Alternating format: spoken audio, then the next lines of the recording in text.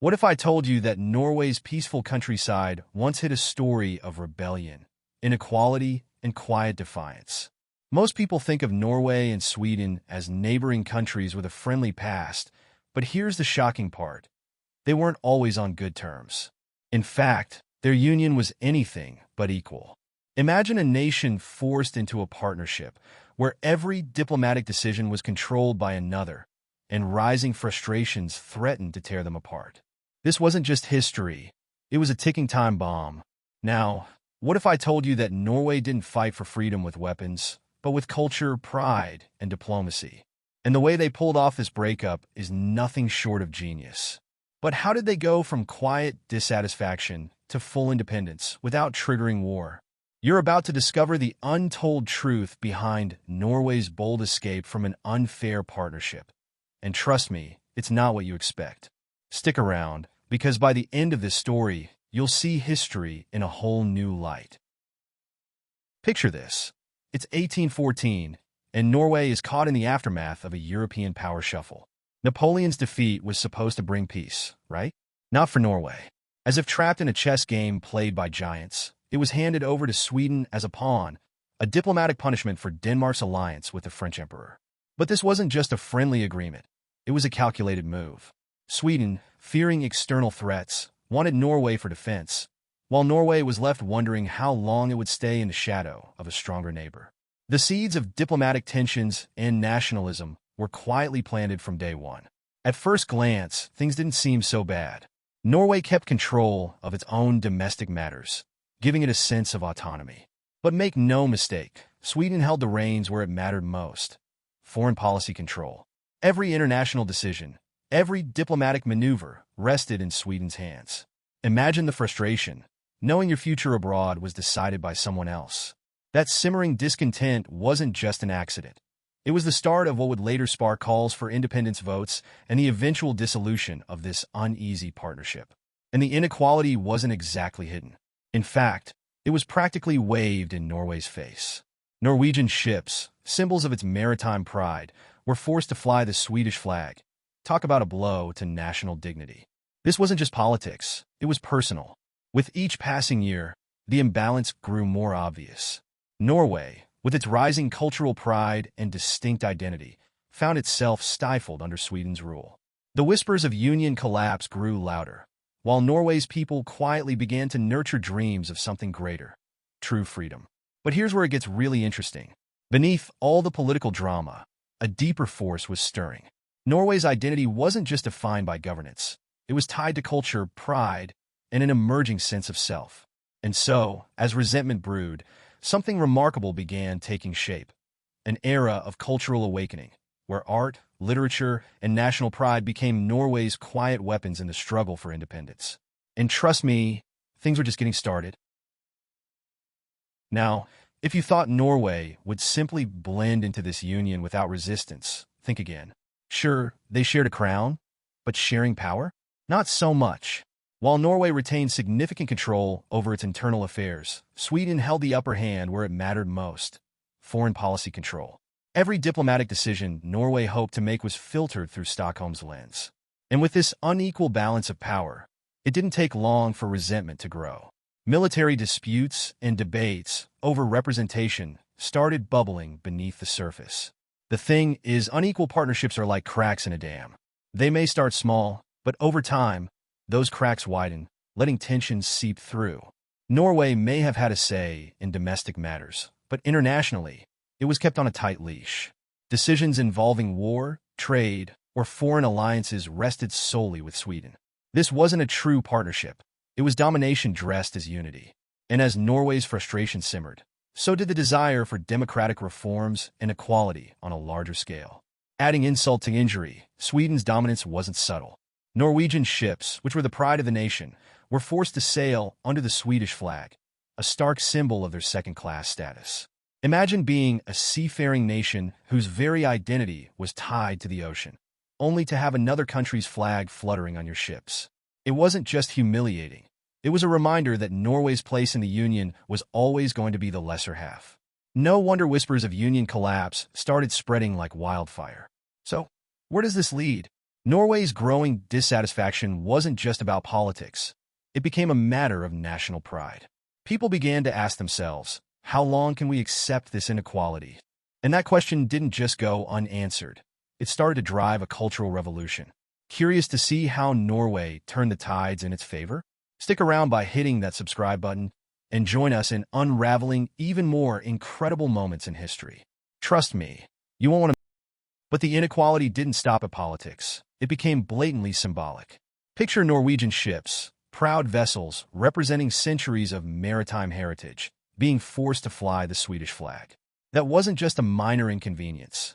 It was a constant, visual reminder of Norway's diminished status. Every wave that carried those ships whispered a tale of dominance and restraint. For a country that cherished its seafaring roots, this was more than an insult. It was a national humiliation wrapped in silk. Now, imagine how this played out on the international stage. Norwegian merchants, who once traded freely, had to represent themselves under another nation's banner. It's no wonder that discontent started growing, and with it, a sense of rising nationalism. This wasn't just about trade, it was about identity. How can a nation prosper if its very essence is submerged under another's shadow? Norway knew it deserved more, and that sentiment was growing stronger by the day. And yet, Sweden seemed oblivious to the damage being done. To them, these symbols of inequality were trivial details in a larger union. But to Norwegians, every forced flag, every foreign-controlled ship felt like a dagger to their national pride. With each passing year, the imbalance became harder to ignore, pushing Norway toward thoughts of independence votes and eventual dissolution.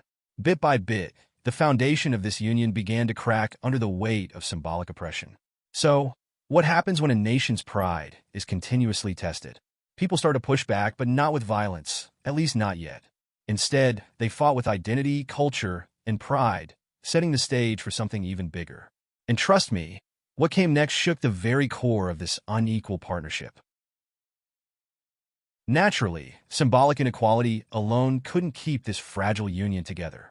Military matters soon added fuel to the fire. While Sweden expected Norway to bolster its defenses and join European conflicts, Norway had little interest in fighting wars that didn't concern it. The perfect example? The 1864 Schleswig-Holstein crisis. Norway refused to contribute troops, frustrating Sweden and exposing just how unaligned their military priorities truly were. These military disputes deepened the cracks forming between the two nations. But let's face it, forcing a nation into military conflicts they don't believe in is like trying to row a boat against the tide. Norway's resistance wasn't just about avoiding bloodshed. It was a clear statement of its autonomy. Why should it risk lives for battles it never started? This bold stance against Swedish pressure highlighted a growing tension. Norway wasn't content being a silent partner anymore. They wanted control, not just over their lands, but over their military choices too. Over time, Sweden began to see Norway less as an ally and more as a reluctant participant. Frustration brewed on both sides. Sweden viewed Norway's stance as a lack of loyalty, while Norwegians saw Sweden's demands as another layer of oppression. These disputes weren't isolated events. They were milestones on a path towards something inevitable. Every disagreement over defense policies only strengthened Norway's desire for freedom, making an independence vote seem less like a distant dream and more like an approaching reality. Curious about how this escalating tension finally tipped the scales? You won't want to miss the next chapter of this gripping story. Hit that subscribe button and turn on notifications to keep exploring hidden tales like this one. Every video uncovers new perspectives, and trust me, you're just scratching the surface of what history has to offer. As military disputes widened the gap, something even more powerful began to take root: nationalism. By the late 19th century, Norway's sense of identity had grown stronger, and so had its desire to stand on its own. This wasn't just political, it was deeply personal. Every aspect of life, from the way Norwegians spoke to how they celebrated their heritage, became a quiet form of resistance. It was clear they no longer saw themselves as part of a union, but as a nation waiting to be fully recognized. Meanwhile, democratic reforms were gaining momentum across Europe, and Norway wasn't immune to this wave of change. Calls for equality and representation grew louder, fueled by a new generation of thinkers and leaders who saw a future where Norway could govern itself entirely. These movements weren't just about governance. They were about dignity, autonomy, and breaking free from an outdated system that had overstayed its welcome. And of course, Sweden wasn't thrilled. The conservative monarchy viewed this rise in nationalism as a direct threat. While they tried to maintain control, they couldn't stop the cultural shift that was sweeping across Norway. The more Sweden resisted, the more determined Norwegians became. The path was set, and every attempt to suppress this awakening only added fuel to the growing fire of diplomatic tensions and independence votes. But how does a nation move from growing nationalism to full-blown cultural revolution? That's where things get even more fascinating. If you think this was simply about waving flags and singing songs, think again. The cultural awakening that followed changed everything, and it's a story worth hearing. Following the surge of nationalism, something extraordinary began to blossom, a vibrant cultural awakening. Norway wasn't just rebelling through politics. It was asserting its identity through art, literature, and music. Writers like Henrik Ibsen and Bjørnstjerne Bjørnson didn't merely entertain. They inspired. Their works painted vivid pictures of Norwegian life, history, and struggles, fueling a collective pride that no union could suppress. This wasn't just culture, it was defiance wrapped in creativity. What's remarkable is how deeply this awakening affected daily life. Festivals, traditions, and even language took on new significance. Suddenly, being Norwegian meant more than just where you lived. It was a shared spirit, a connection to something ancient and enduring. This wasn't a rebellion fought with swords. It was a battle of minds, hearts, and identity. And as this cultural revolution gained momentum, so did the calls for greater independence. Meanwhile, Sweden couldn't ignore what was happening. This wasn't just a minor cultural shift, it was a movement too big to control. While Norway's people rallied around their newfound pride, Sweden faced mounting pressure to respect the changing tide. These diplomatic tensions didn't just challenge the Union. They laid the groundwork for future confrontations. Every poem, every painting, every celebration was a step closer to Norway's ultimate goal. So, what happens when a nation's soul awakens and its people realize their true potential? That's when the stakes rise even higher and the demand for real change becomes unstoppable. And speaking of unstoppable, what followed next was a diplomatic chess game that would forever alter history. By now, the cultural awakening had turned into something much more potent, a driving force behind diplomatic tensions and military friction. Norway wasn't content with being represented by Sweden in international affairs. They wanted their own consuls, their own voice on the global stage. And why not? After all, they had their own identity, their own thriving economy.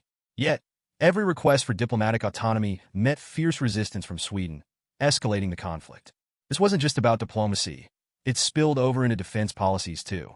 Norway sought to reduce its military commitments, especially since they weren't exactly eager to fight wars driven by Swedish interests. But Sweden didn't see it that way. They wanted a unified front, a strong partnership against external threats. The problem? Norway saw itself as less of a partner and more of a nation trapped in someone else's plan. The result? Endless military disputes and growing frustration on both sides. The tension was palpable. Sweden's monarchy clung to old ways, while Norway's leaders pushed for modernization. Every negotiation seemed like a dead end, each side growing more rigid in their stance. These diplomatic battles weren't just political, they were personal. Norway's people felt every rejection as an affront to their dignity. And with each passing year, the dream of complete independence no longer felt like an idealistic fantasy. It felt inevitable. And you know what's coming next, right? After years of failed talks and heightened tensions, something had to give. But how did Norway finally manage to break free without triggering war? That's the fascinating part of this story, and it's where things really start to heat up. After years of mounting tensions, the moment everyone had been anticipating finally arrived: the vote to dissolve the Union. Norway's government, fueled by rising nationalism and years of diplomatic tensions, made a bold move in 1905. They didn't storm out in anger or engage in violent rebellion. Instead, they took a measured diplomatic approach, showing the world that independence could be achieved without chaos. The decision wasn't just historic, it was revolutionary. This wasn't a spur-of-the-moment action. It was the culmination of decades of frustration over military disputes, inequality, and a lack of control over foreign policy. The Norwegian parliament's vote for dissolution reflected the will of a nation ready to chart its own course. And remarkably, Sweden agreed to a peaceful negotiation. No war, no bloodshed, just two nations parting ways, each respecting the other's decision. It was an extraordinary moment in history. But don't let the peaceful nature of this split fool you. It was a bold and risky move. Norway was stepping into the unknown, with no guarantees of success. Yet, with democratic reforms in place and a strong national identity, they were prepared for the challenge. What started as an unequal partnership had finally ended in complete autonomy, making way for a new era of self-governance. Norway had done the unthinkable. They had achieved independence without violence. And so, with their newfound freedom, Norway entered a new chapter, one where they could shape their destiny on their own terms. But what came next wasn't without its own set of challenges. So, what did we just uncover? Norway's journey to independence wasn't about brute force. It was about resilience, strategy, and an unshakable sense of national identity. Think about it. A nation that dared to challenge inequality, demand control over its future, and ultimately succeed without bloodshed. It's a story that reminds us how the strongest battles aren't always fought on the battlefield. Sometimes they're fought in the heart, in the mind, and through the power of diplomacy. But here's the real question. How many more stories like this remain hidden in the folds of history, waiting to be uncovered? You've just scratched the surface of one remarkable tale, but there are countless others out there. What other untold moments could change the way you see the world? Don't you want to be part of that group? Those curious minds constantly seeking knowledge, learning from the past to shape a better future? If you found this story fascinating, imagine what else you could discover by joining our community. Hit that subscribe button and turn on notifications to keep exploring these hidden chapters of history. Because let's be honest, learning these stories doesn't just make you smarter, it sets you apart. And who wouldn't want that?